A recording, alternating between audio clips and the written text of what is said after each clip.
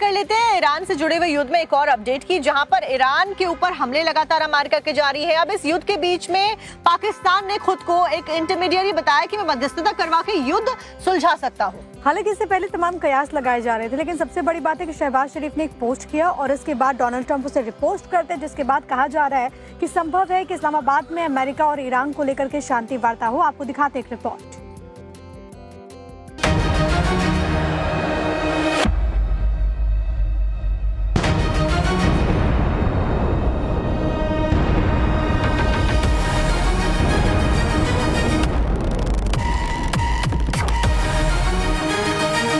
पाकिस्तान के हुक्मरान जो हर बात के लिए दुनिया की दौड़ लगाते रहते हैं, वो अब ईरान जंग में चौधरी बनने चला है।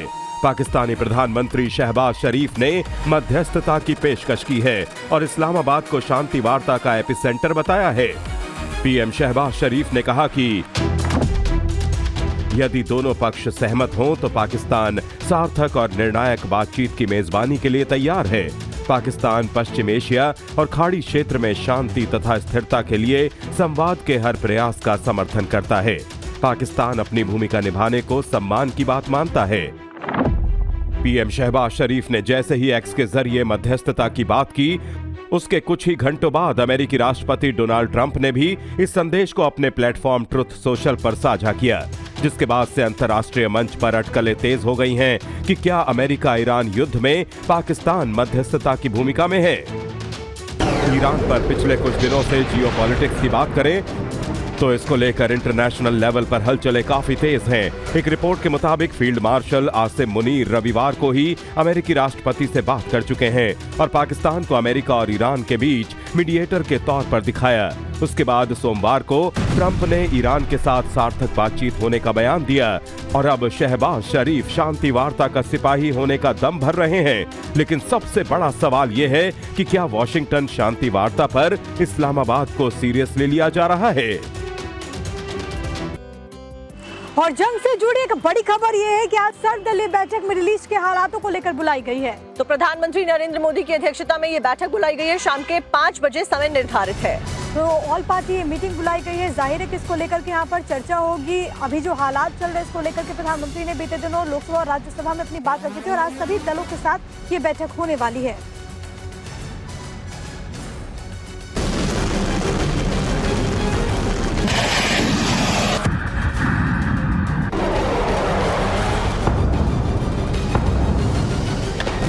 ईरान के खिलाफ जंग तो अमेरिका और इजराइल ने छेड़ी है, जो पिछले 26 दिनों से जारी है, लेकिन उसका सबसे बड़ा पॉलिटिकल इफेक्ट भारत में देखने को मिल रहा है।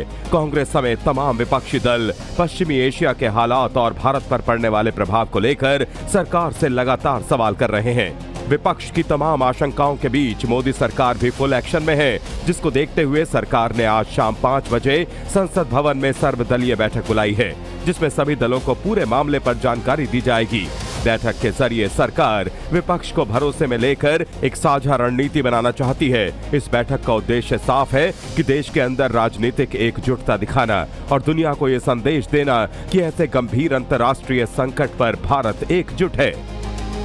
वहीं दूसरी ओर पश्चिम एशिया संकट पर GOM की बैठक हुई, जिसमें अलग अलग मंत्रालयों की बैठक हुई। एक मीटिंग में गैस के हालात, खाद की उपलब्धता पर चर्चा की गई, जिसमें पेट्रोलियम मंत्री हरदीप पुरी, गृह मंत्री अमित शाह, विदेश मंत्री S जयशंकर और उर्वरक मंत्री JP नड्डा भी मौजूद रहे। पेट्रोलियम मंत्रालय की तरफ से लोगों को अफवाहों से दूर रहने की अपील की गई है और लोगों को देश में पेट्रोल और डीजल के पर्याप्त स्टॉक होने का भरोसा दिया है। निवेदन है कि हमारे पेट्रोल पंपों पर पेट्रोल और डीजल पर्याप्त मात्रा में उपलब्ध है। कृपया अफवाहों पर विश्वास न करें और पैनिक बाइंग से बचें। जहाजरानी मंत्रालय ने भी पूरे हालात पर एक बैठक की है, जिसके बाद एक राहत की खबर आई। सरकार ने बताया कि खाड़ी क्षेत्र में सभी भारतीय जहाज और नाविक सुरक्षित हैं। पिछले 24 घंटों में कोई समुद्री घटना दर्ज नहीं की गई है। भारतीय ध्वज वाले 2 LPG जहाज सुरक्षित रूप से होर्मुज स्ट्रेट को पार कर गए हैं। हमारे शिपिंग के मूवमेंट का, हमारे पोर्ट के ऑपरेशंस का, नाविकों के संदर्भ में हम लगातार इस पे निगरानी रखे हुए हैं और हमारा ये प्रयत्न है कि सभी सेफ रहें और मैरीटाइम ट्रेड सुचारू रूप से कंटिन्यू करता है। युद्ध से जो पूरी दुनिया में हालात बने हुए हैं, उस पर भारत की पैनी नजर है। भारत का ज्यादा इस पर प्रभाव ना पड़े, उसी को देखते हुए अलग अलग मंत्रालय की बैठक हो रही है ताकि हर चुनौतियों से निपटा जा सके।